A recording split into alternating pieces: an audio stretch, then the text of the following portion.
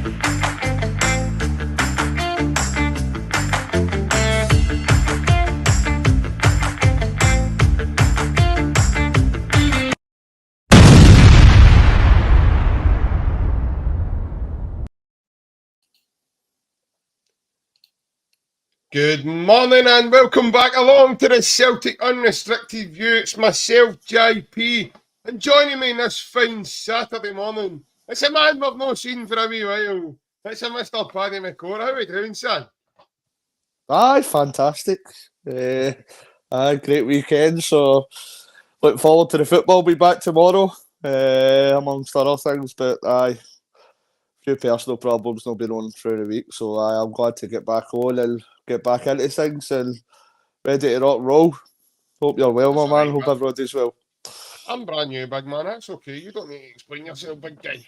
As I said before, it's we're all a wee family on here, so it's no sweat to myself or Ryan, mate. Don't worry about it. But we're kind of missed you in a way, big man, because I've not been able to fight with MD for starters.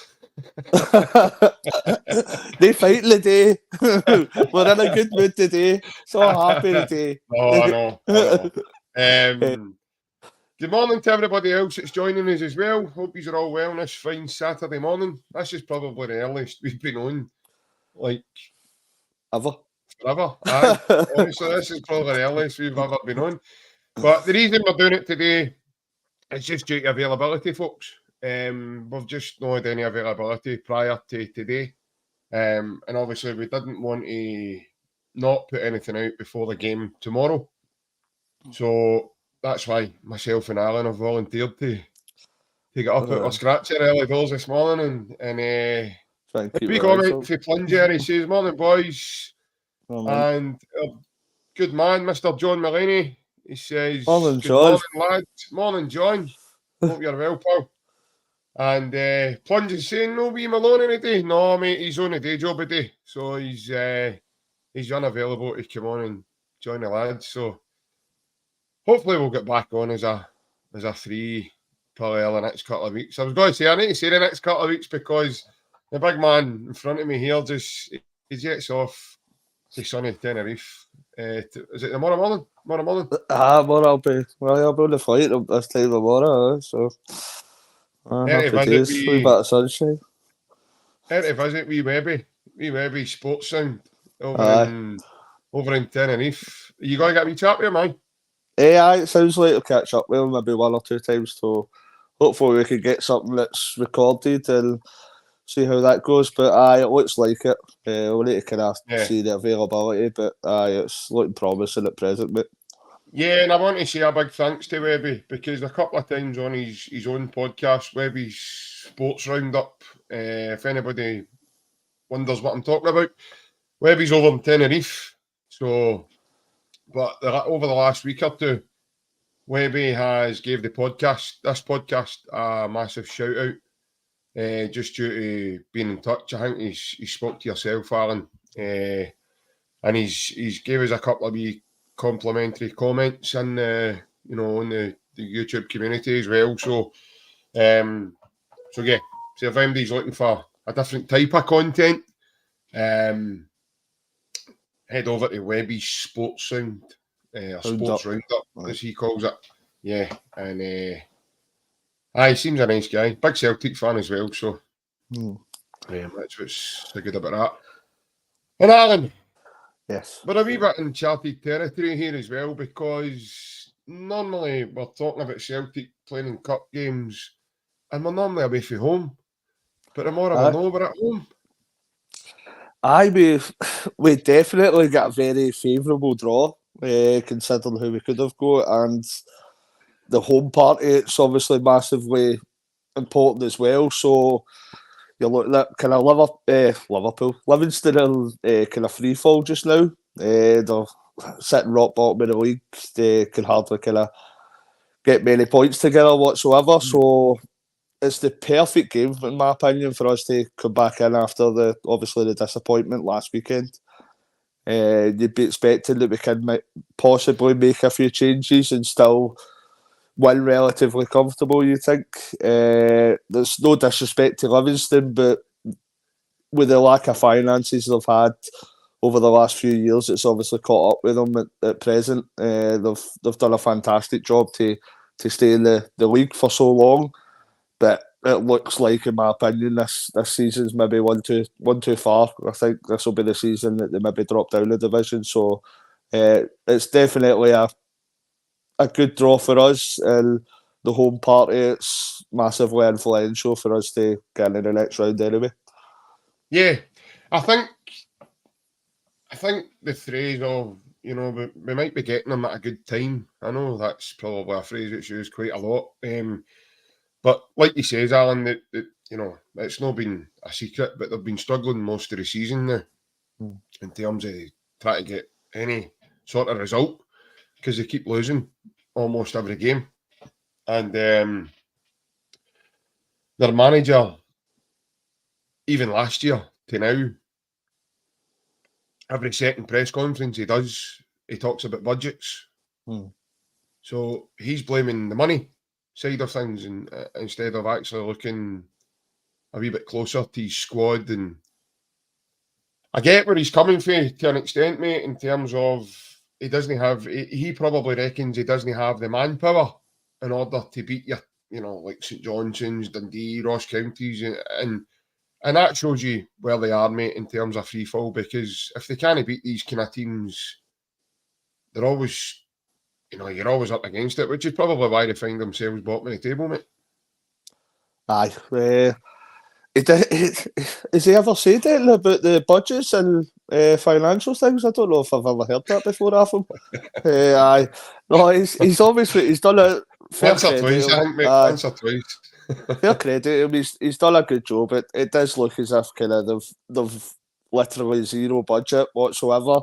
They're kind of scraping the barrel with the players that they bring in. They're looking at kind of the conference and all that in England, even the lower leagues in our country they're looking at as well. So for Livingston to stay up for that kind of period of time, it's going to be kind of admirable considering the kind of teams that they're coming up against. But they're still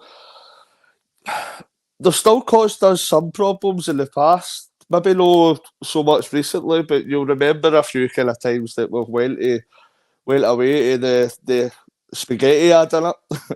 Yeah. Aye, most the one that kind of comes to my mind instantly is the one that London Dykes ran away with Christopher Julian.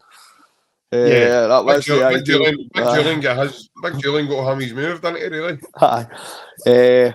But you look at the outset, it's a fan base as well. They're selling three stands in their stadium kind of most weeks, especially when it comes against Celtic and the other side of Glasgow. So they're not having a lot of kind of financial opportunities coming in. It doesn't look as if they've got a massive fan base. They've not got a great deal of sponsorship. So they are probably they're overperforming. They're basically a championship side that have massively overperformed in the last kind of, it's about 5 or 6 years that they've been back to the top division, I'd guess. So they've been massively overperforming, as I say. I think this year it's just been a year too much, and it looks as if they're going to step down the division again. Yeah, I think they've, like you says, mate, I think it's just a case of riding your luck, and sometimes when you do that and you then can't get your own team and level to the next level sort of thing in terms of your performances, then you're always going to come unstuck eventually. And like he says, I mean, only once or twice he's mentioned finances and budgets and stuff like that, and therefore, you know, he's becoming unstuck now because everybody else is progressing in terms of you look at Aberdeen, they're trying to get a new stadium. I think they've got a new training ground now. All the other clubs are putting infrastructures in place of some sort to take them on a level. And Livingston just aren't able to do that. I actually think, Alan, they're one of those clubs, mate, that if they fall down the league, obviously they're relegated, they're going to find it very, very, they could fall away into the wilderness in terms of next season and the season. They could end up dropping down not just one division, but a couple of divisions because of where they are. Because if they drop into the championship, they'll probably have to get, offload an array of their squad just now. And their squad just now isn't good enough to compete at the Premiership level. So you could only imagine, mate, that darker days are ahead for them. Aye, no, you can relate to that as well. You look at a number of teams that were in the Scottish Premier League when we were kind of growing up that have just fell into the darkness and not really come back much. I looked at kind of Falkirk, Raith Rovers, Dunfermline. A few kind of cup finals were played against Dunfermline and all. These teams have just never seemed to come back to the Scottish Premier League level. So it is difficult once you kind of make that drop down to instantly come back up. You're looking at, I think it was obviously the Adira team in Glasgow that were down in that division when Hibs were struggling to get back up. I think that was a year or two that they struggled to get back up. So it's no easy feat to come directly back up. Dundee United as well. You're looking at them; they're coming up this year, but they're in a title fight as well. Kind of Raith Rovers. They're not finding it as easy as we all thought it probably would be. So it's no given that if they go down, they'll definitely come back up, and you could see them going into kind of free fall and maybe dropping a division or two, like the likes of Falkirk that we've seen previously. So it's as I say, if you're a Livingston fan, it looks like it's worrying times. But we look the positives as Celtic fans here, and it's probably the easiest draw that we could have asked for, and especially at this stage of the season when we've got a lot of games coming up, a lot of important games. It's more beneficial for us to have one of the easier ties that kind of makes it, should in paper make it a bit more straightforward for us to get through, mark that one off the list and on to the important league games. Yeah, because that's, I mean, the result of it is a chance to be back at Hampden in another semi-final.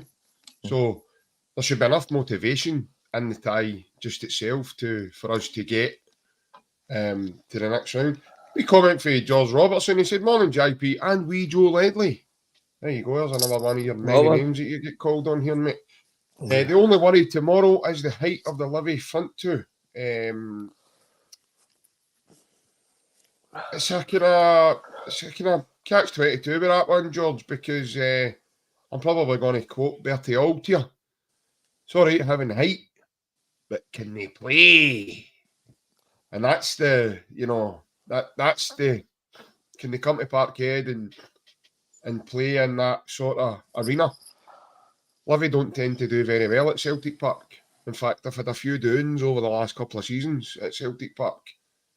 A couple of, close score lines, but Celtic have had chances in the games to be out of sight at 5, 6, 7-0. Again, not being clinical's been our problem. But a Livingston team that's low in confidence, Celtic should be taking care of business, Alan.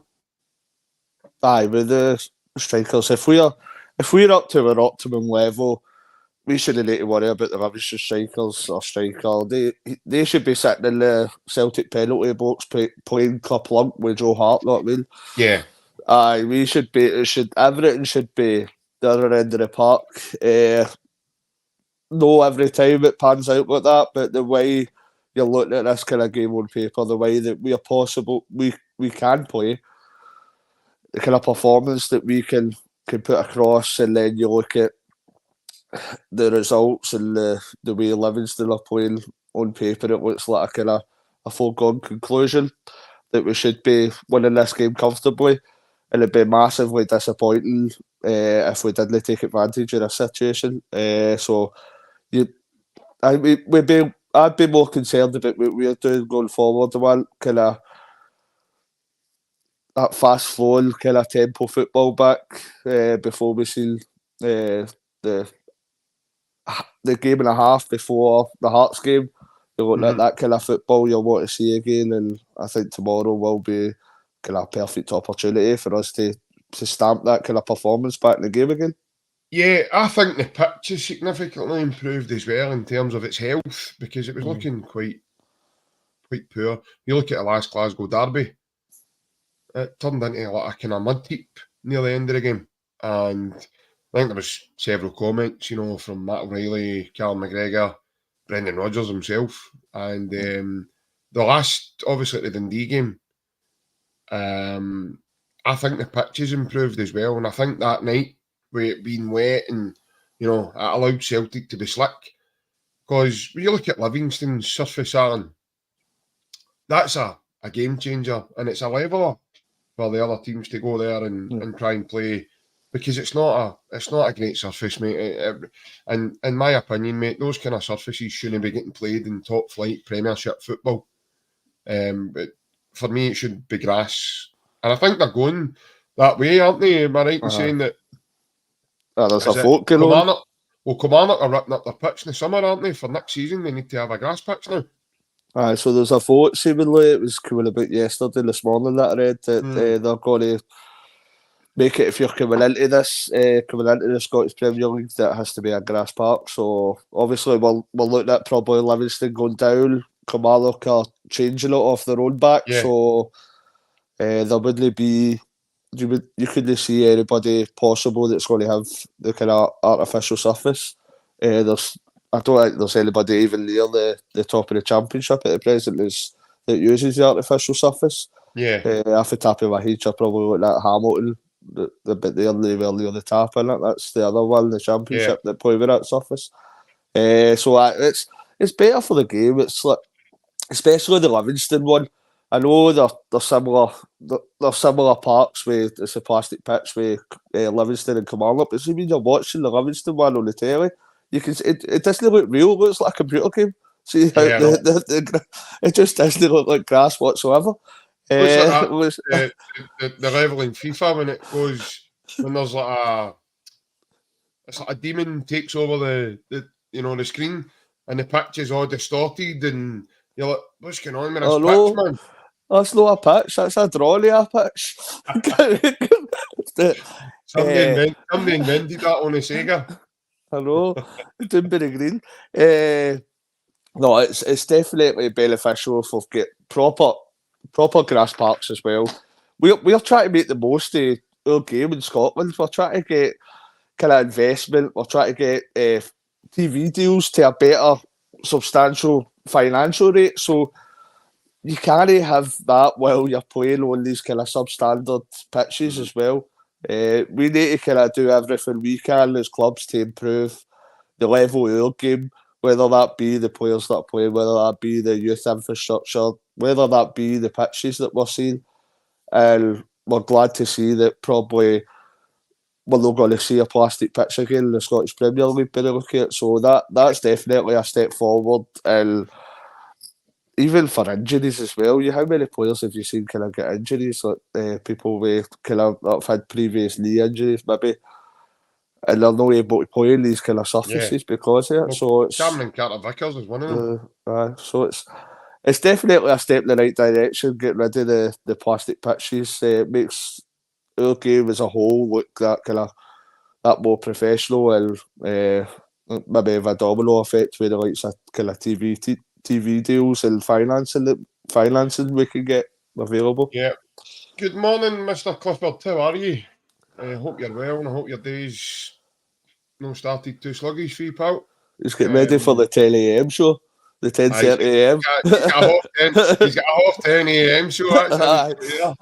He's up there. That's why he reads books. He doesn't do it. He does it at night time. He reads books in this one. Apparently, it's taking the books you get on the top shelf. I thought the last time I seen him, he was cooking a fry up in his birthday suit. No, that was the one I seen. I must have missed an episode. Winston's titty, didn't he? Aye. So we look forward to that again, right? Aye, definitely, mate. Stick another wee totty scone on for me, will you, mate? And I'll be and get my nose once I'm finished. I'll be a nasty oil burn with it, but Aye.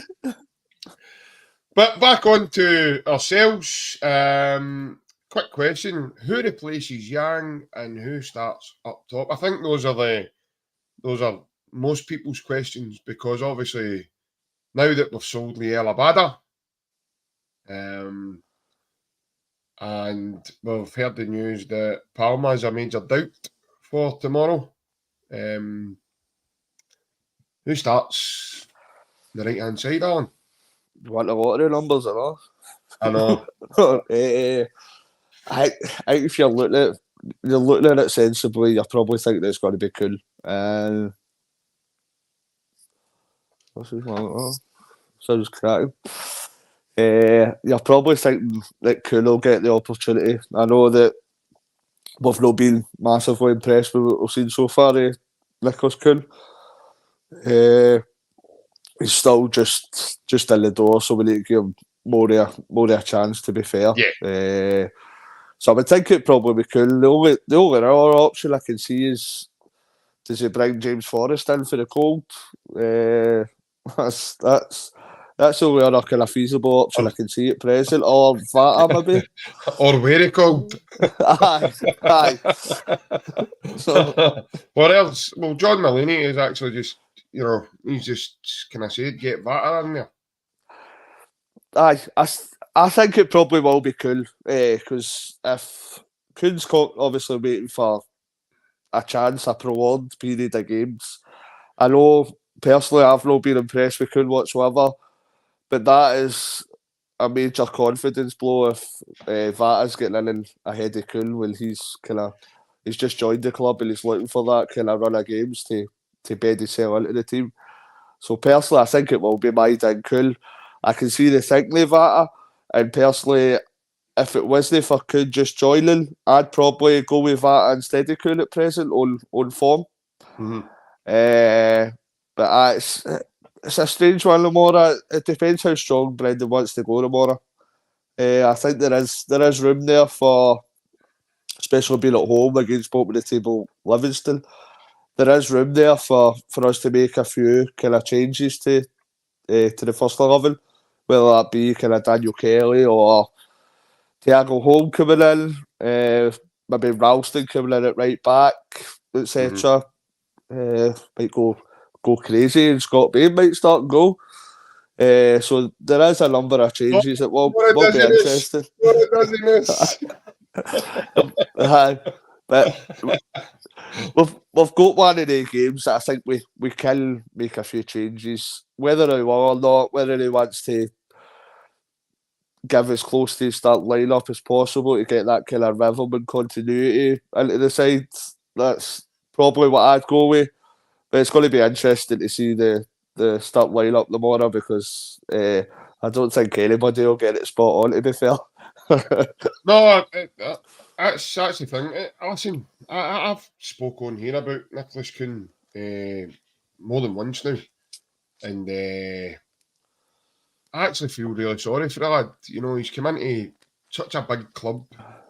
We've seen his video, you know, he was mesmerised when he seen the place.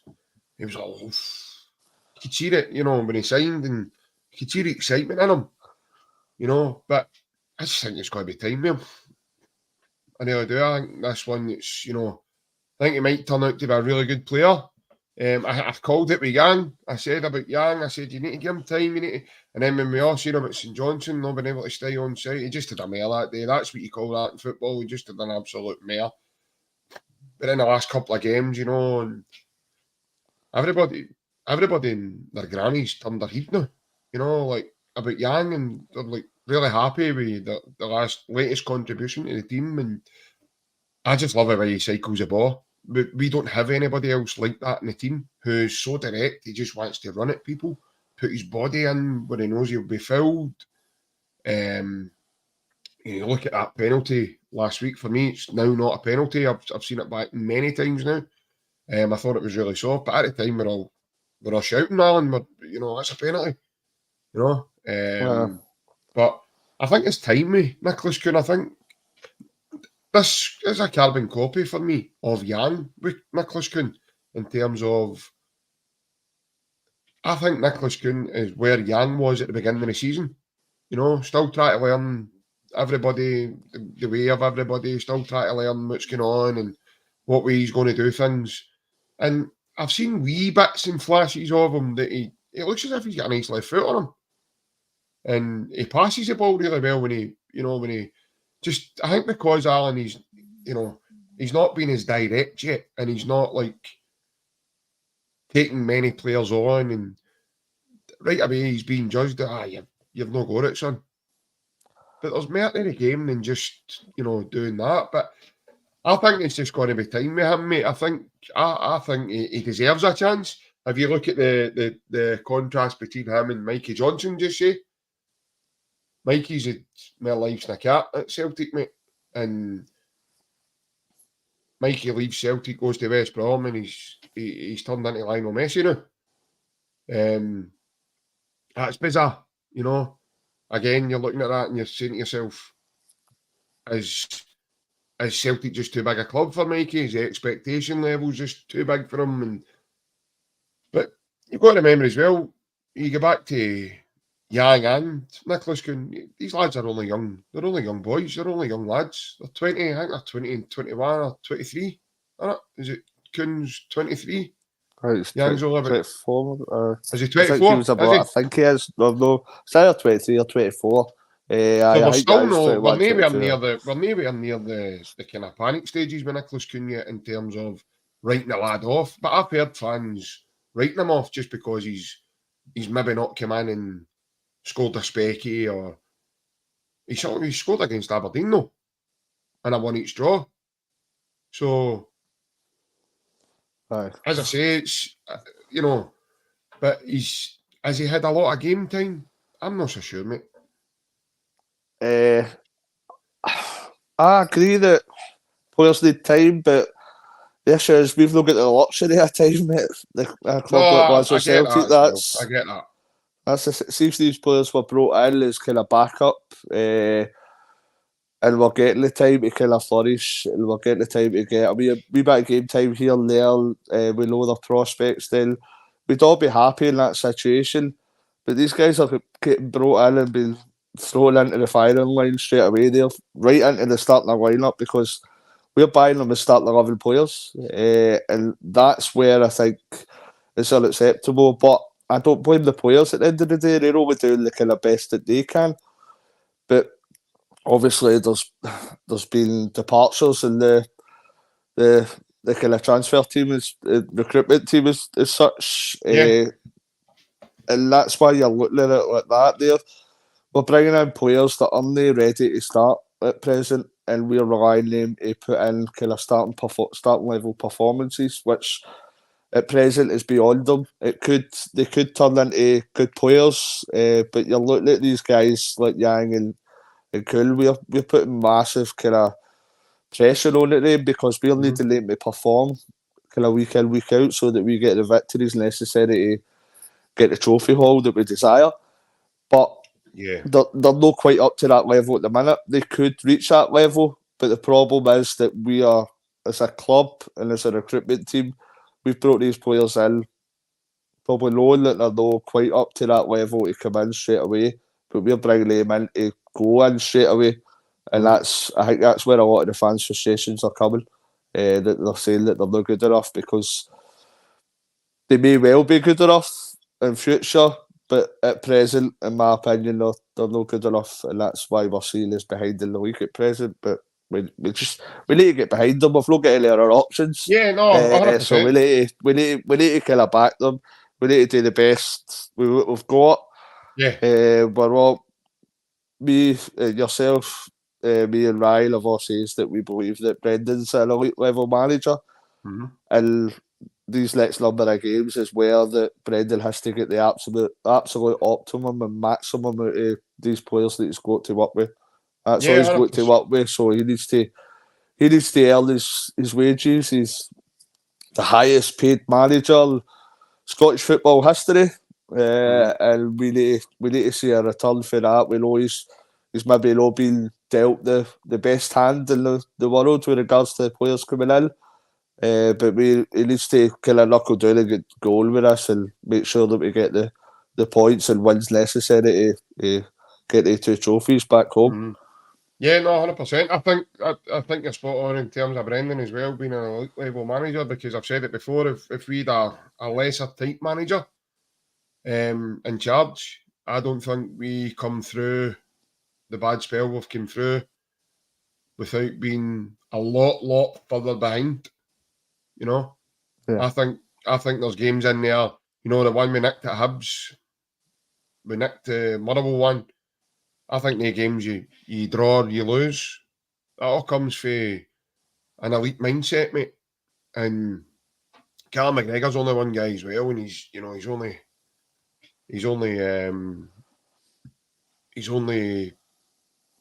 trying to do his best for the team every time he goes onto the pitch, but he's only one guy. He can't do it himself.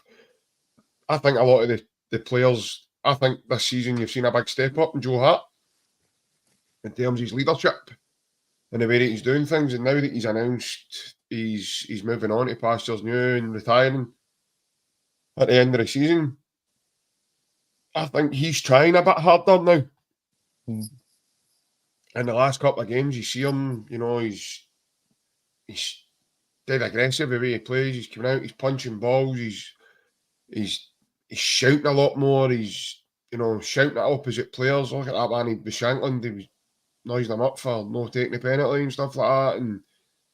And yeah, I just think that, you know, if we'd a lesser manager, I think the team don't come through those games that I mentioned, because a lesser type manager doesn't have the know-how or the managerial capacity to be one-on-one with the players and maybe install that belief that you know, we're still in this, we can still do this, get going. And you know, I just think we don't come through that, mate. Aye, I know. We've all kind of praised Brendan. I think his record kind of speaks for itself, especially at Celtic. I think the first couple of years at Leicester, he done a fantastic job. He's took Liverpool as well to nearly winning the league for the first time in decades. So his record speaks for itself.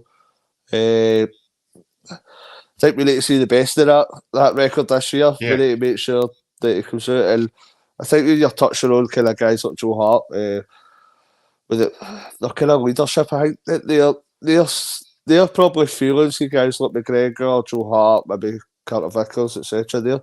They're feeling that extra weight on their shoulders because of the amount of youth that we're bringing in. We've lost a lot of kind of older, experienced players that have maybe got that kind of the leadership tendencies that's maybe low there just now, where like a kind of cool, Yang, maybe Bernardo, etc. You're looking at these young guys coming in.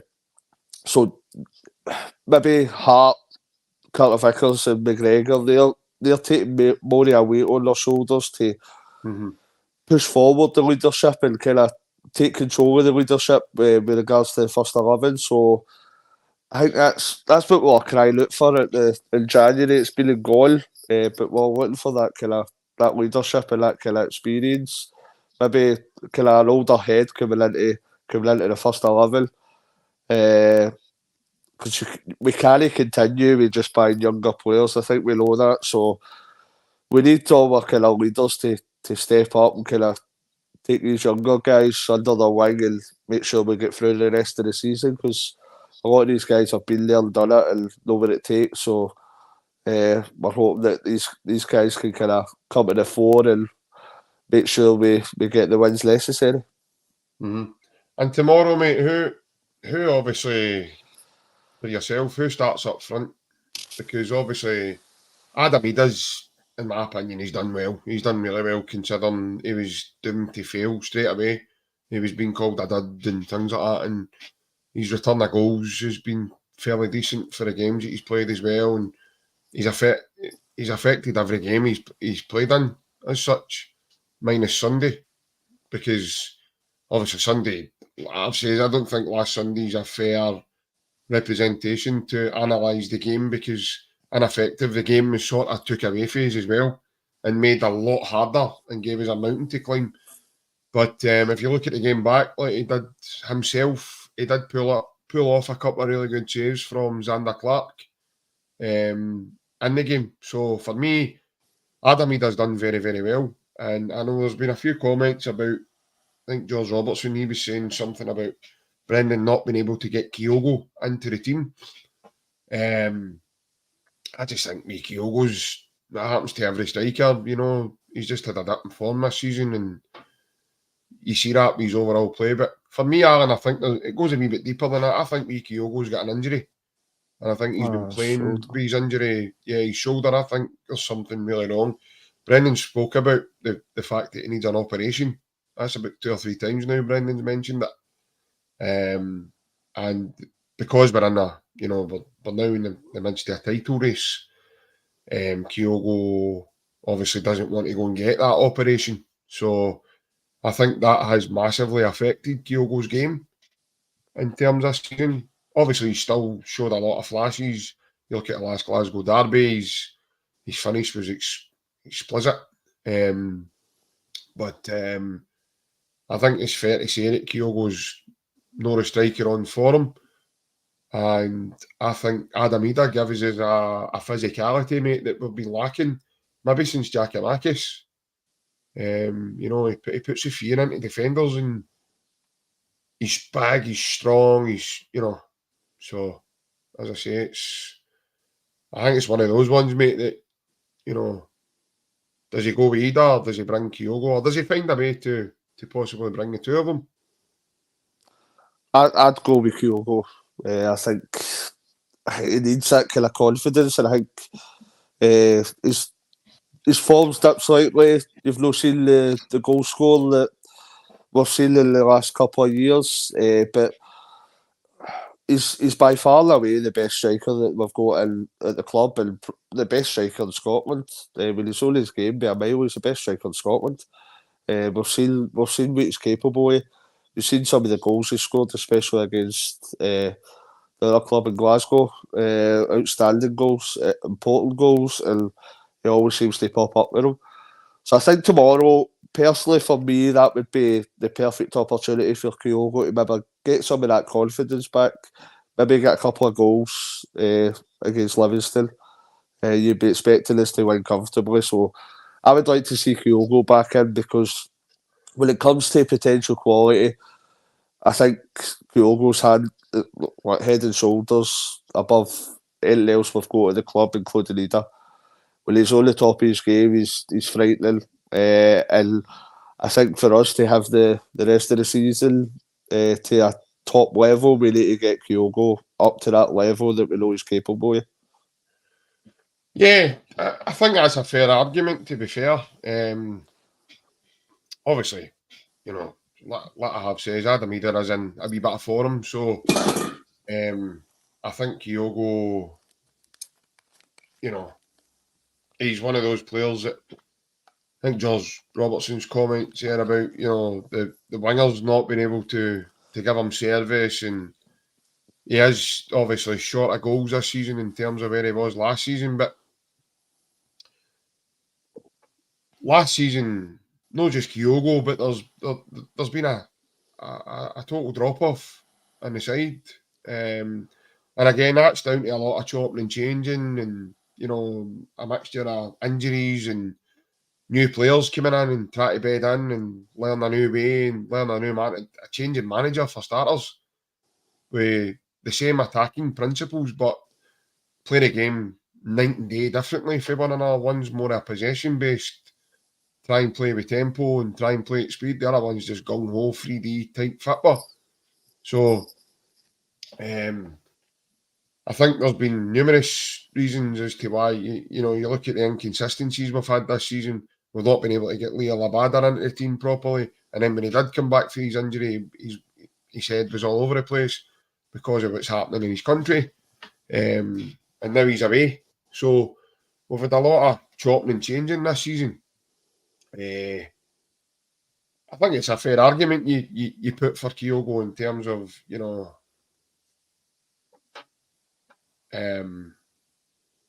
he should be playing. For me, Kyogo's still Celtic's main talisman. But my worry is, Alan, if he starts him, do we get a Kyogo that really tried his heart off and at Tynecastle when we were down to 10 men? Or do we get the Kyogo like the Kyogo that came on against Dundee, who, to me, his body language just looked like didn't matter to be there? As if when he came on the pitch, he just, I don't want to be here, I want this game to finish, I want to be here. And that's where I'm at with Kyogo just now, because, like George says, with no getting the service and stuff, you can see there's a lot of frustration built up in his game in Alan. Just for me, I get everything you're saying about the level of form that's been put across, the unpredictability as well, the lack of service. But for me personally, he's the best striker we've got. I think this is the perfect opportunity to get him back in. You're not going to have many more comfortable games that you look at on paper that you think there's possible that your striker could get maybe 2 or 3 goals in. So I think it's like every striker. I think Kyogo's a confidence player as well. When you look, say, maybe the only difference for us for getting him back to the top level we know he's capable of is maybe that wee 2 or 3 goals in one game that gets his confidence sky high and kicks him on for there.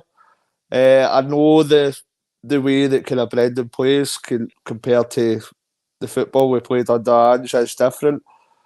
But you know Kyogo's a top football player, you know he's a top striker, so he can adapt to it in certain ways. He maybe not be as effective, but he's still is capable of putting in great performances as a striker.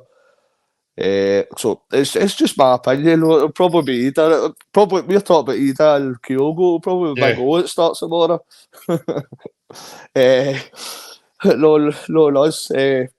But just in my personal opinion, I'd go with Kyogo. I see tomorrow as a perfect kind of example. He's trying to build some confidence back into Kyogo, get a couple of goals, and if you're looking at the 2 strikers we've got at present, when the 2 of them are at the top of their game, I think there's only one choice for me, in my opinion, and that's Kyogo. But that's no slight on what he does done when he's come in.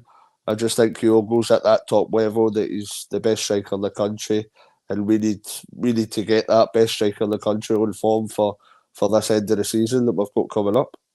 Yeah, so just saying that then, give us your team for tomorrow. That'll be fun. I don't think he'll make too many changes. Make a tea here. Oh, no, I'll just come across straight with you. We've got stuff to do. It'll be Joe Hart. I think Anthony Ralston will come in at right back. I think it'll be Carter Vickers and Scales. I think it'll be Greg Taylor at left back. I think he'll keep Will Water, even though I think it was one of his kind of poorer performances last week. I think he's always been Mr. Reliable, as we spoke about. He's always put in that kind of 7 out of 10, but there was a few times he was caught kind of dilly-dallying on the ball. But I think he'll keep Will Water. I think it'll be O'Reilly and Bernardo. And I think it'll be Maida, Kuhn and Kyogo. I think he'll go pretty full strength to what we've got at present. That's fair, aye. I think that's pretty fair. My team is Joe Hart, Alistair Johnson, Cameron Carter-Vickers, Liam Scales, Greg Taylor. I think the midfield, I'm torn between two because I'll give you what I would do, but I'll give you what I think Brendan's going to do. So I think I would play Thiago Home, O'Reilly and Iwata. But I think Brendan's going to play Iwata, Matt O'Reilly and Daniel Kelly.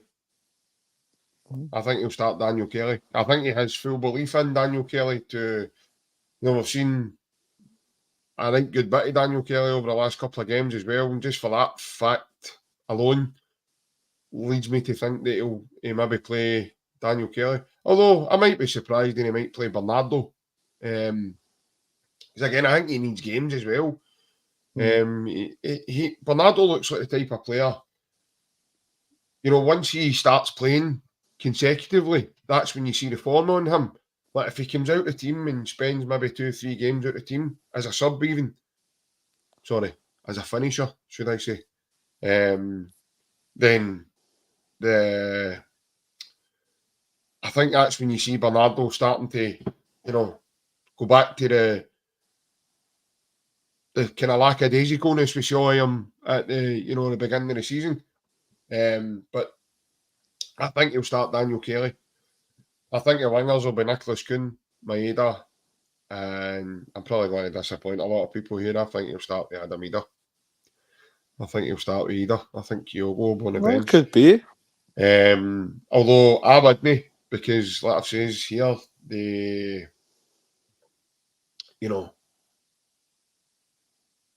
he's the main talisman. So for me, Kyogo's got to get in this team somehow. He might change it. He might play with the two of them. But my team for tomorrow would be Hart, Johnston, Carter-Vickers, Scales, Taylor, Thiago Home, Iwata, O'Reilly, Kuhn, Maeda, and Kyogo. But I don't think that's going to be the team. I think it'll be Daniel Kelly in the midfield. I think Kuhn, Maeda, and he'll start with Adam Ida. But the rest will probably still be the same. I'll be surprised, I think, if Tony Ralston starts tomorrow. Especially if there's nothing wrong with Alistair Johnson. Aye. No, it's just, I think he maybe make a couple of changes. Obviously, it's a cup game where we've got that draw that is no easiest, but we could have got a lot harder draws. Yeah. So I think he maybe see the opportunity that we could bring a couple of players that haven't been getting a great deal of game time in. I think you possibly could be right with Daniel Kelly. I wouldn't be surprised. I wouldn't be surprised with any selection tomorrow. I think it's going to be one of the ones tomorrow that nobody's kind of entirely sure who's going to play. Obviously, after the result last weekend, and it's a cup game against bottom of the league, so I wouldn't be surprised with any kind of team selection. I think it's kind of up there at present. But just whoever plays, as long as we get a comfortable win tomorrow, hopefully a good, inspiring performance that we can go with all that, which is if we're back in shape again. That's all we're looking for. And I think with the opposition that we're coming up against at home, it's entirely possible that we can put across that performance and hopefully a wide margin win. Wee question for Maestro. He says, do you think Brendan has made his mind up about Bernardo regards signing him? I think there's a lot of kind of variables there. We're all seeing the quote say kind of £5-6 million for him. As I've stated before, for me, he's not been consistent enough to merit that kind of that value that we would pay out as a club. I know maybe in other leagues they see that as pennies, but that's a top level transfer for us. And I don't see Bernardo being that kind of top level transfer when you look at that kind of price paid for Jota and Carter Vickers. Just for me, if it was maybe 2 or 3 million, then that's a different kettle of fish. That's something that you would say, aye, he's got massive potential. He definitely at the minute he'd be a good squad player. And his game could come on leaps and bounds, but there was 4 games around about the turn of the year. I think he was absolutely exceptional. Was it games after the Rangers game? It was absolutely exceptional. But that was like 3 or 4 games, and then the wee dip in performances again. So I think if we can keep to that level of games we've seen during that kind of 4-game period where he looked fantastic, then you'd be looking at that player at 5-6 million and say, I know that's definitely bring him in. But we've not seen that consistency so far this season. It's been kind of up and down. So for me, who knows if Rodgers has made a decision. But I think a lot of that will kind of hinge on the value that's been set by Benfica and the clause that's in the loan to buy. I think there'll be a lot to do with that. I'll tell you what, I was watching Benfica the other night, and the lad that they've got in their midfield, that is João Neves. Benfica must have a right good academy if they've got players like that coming through, because he's supposed to be about 400 million. That boy looks exceptional. And for me, he's night and day ahead of Paulo Bernardo. Right. But again, I'm not willing to write. I like Paulo Bernardo. I do like him. I think he gives the team a lot of energy. I think he gives his legs. I think when he plays beside McGregor, he kind of reminds me of the way McTominay plays for Scotland. When he plays with Callum McGregor, he kind of lets McGregor do his own thing, and he does all the kind of dirty work for McGregor and the Scotland team, Big McTominay. And I think Bernardo, when he's there, he helps. He helps McGregor quite a lot. He's got energy. He can run. He can tackle. He can score. We've seen him score. So I'm not willing to write him off totally. But I do agree his form needs to, increase slightly to what we've seen at Tynecastle, because I thought he looked, I don't know, I think he did maybe the late night with David Fernandez and Saturday night there. He just looked, I don't know, he looked as if he hadn't woke up.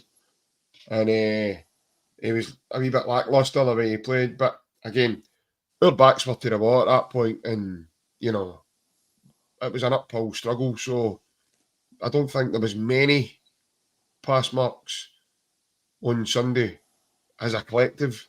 But again, that was a decision that was taken by the officials to change the game in a way. As I say, we just, it was one of the games we were just never going to get going. And it's hard to kind of, I spoke to a lot of Celtic fans since then, and it's kind of hard to judge that as and analyse that as a game. For me, you can't criticise the team or the manager again because of what happened in the game. It was 2 big decisions went against us that day that really cost us.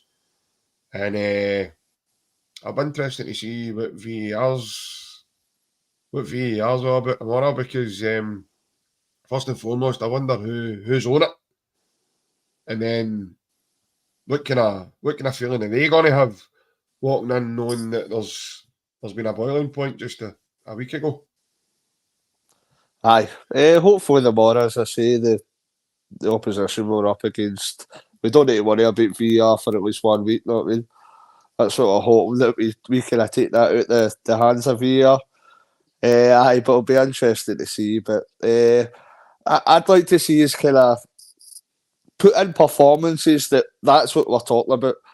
We're not talking about kind of decisions and anything, that we're putting every team to bed beyond kind of recognition because we're playing that well.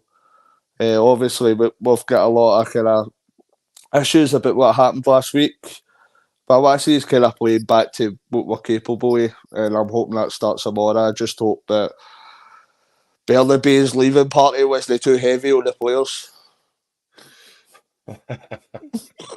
Aye, the stag do just before he left. I seen Stephen Wells tied up down the road there. It was a mix up. It was a mix up because there was a bring your own bottle, but they were all going go-karting apparently. Aye. Coming out to Brazil for the Formula One. He's away to Brazil to see Morelos. See what's happening. But no, listen. Another player that's came with some high hopes and it's just not worked. So he'll move on to pastures new. I'm assuming that this will only be his only move away from the club. I think he could move permanently in the summer. And listen, I wish him all the best. I hope he can find some sort of happiness and get himself a game somewhere, wherever he's. That loan deal's to the end of the calendar year. It's not even the summer. So it's January then. Aye. Right. So that's he's in Brazil to the end. So right. Well, I'm not sure. I think they've got a deal to take him permanently after that as well.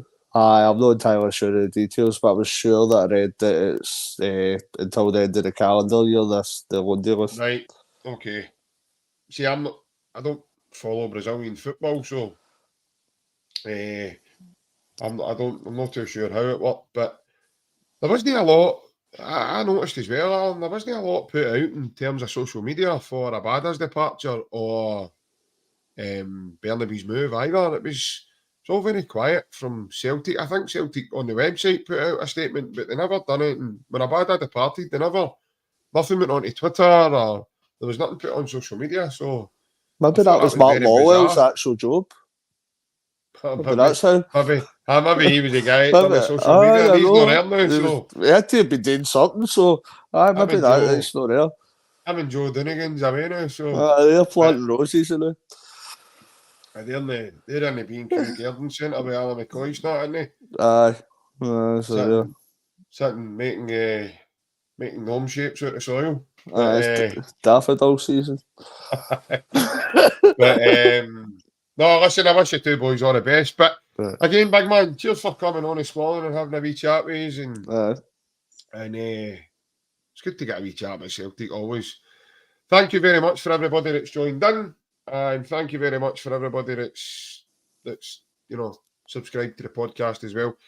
If you do like the content and you're new to the podcast, please like, share amongst your Celtic family and subscribe also, because it helps us with the content. It helps us, come and speak to you guys. There is a couple of wee announcements going to be happening over the next week for the podcast, so stay tuned on all the social media platforms and in the community section of the YouTube channel.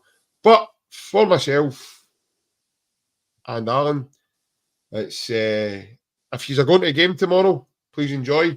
Let's hope we get a good result and we're in the semi-final when the draw comes. John, just before we go, John Mulaney asked Alan in the comments, is the draw right after our game? I'm not too sure, John, because I know the team across the city, they play tomorrow night. Probably at the back of 5. Win it. Yeah, they play tomorrow night at the back of 5 over at the capital city. So I'm not too sure when the draw is. Again, that's probably silly of me. I've not done my due diligence here, but I don't really know. I'll look to the draw, obviously, after the game tomorrow when we're victorious. So I'll then wonder when the draw is for the next round. But until then, guys, we will be back Monday evening at our usual time of 8:30. So no need for any announcements on the community section. I'm letting you know now. We'll be back Monday night, 8:30. But for myself and Alan, Big Alan's off to Tenerife tomorrow. So we'll see him in a fortnight's time, probably. By the time you dry out as well. But a massive hail, folks. Take care. Enjoy your weekend.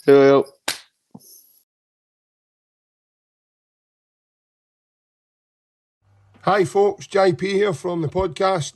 Just to let you all know that the podcast is sponsored by AB Entertainment, and the AB stands for Mr. Alec Beveridge. It's a DJ and entertainment business. Alex is on Facebook and Instagram, and you can hit him up through the WhatsApp for any bookings on 07845 746 092. And also folks, the podcast has taken on a new partner, and we're partnered by MCM Framing Services and Hoops Memorabilia.